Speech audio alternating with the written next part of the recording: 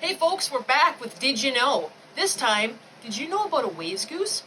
Well, to help explain today, Thea from Kavamore Press in Berkeley, California is visiting Bruno Press. Diddly. Two of us are headed to Two Rivers, Wisconsin for a Wayzgoose. It's my first Wayzgoose. I think it's like my 12th. I did a little bit of reading on the origin.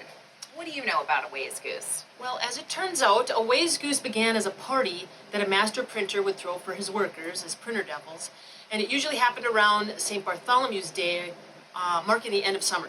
The holiday was a break from printing. Woohoo! Even the paper makers would take a break. So the Hamilton Wood Type and Printing Museum has been hosting these Wayzgooses for 15 years. But folks host them all over the world.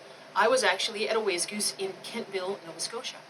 I'm excited to go to Hamilton this year to meet IRL folks that I've been following on Instagram, see the sweet wood type, It's insane. and the awesome programming. So many talented folks this year. Like me. I got the scroll ready to roll. It's packed up, and I will be setting it up for all the geese to check out, followed by a presentation about its creation. So follow along on our roadie up north and check out the adventure, and we'll see you next time.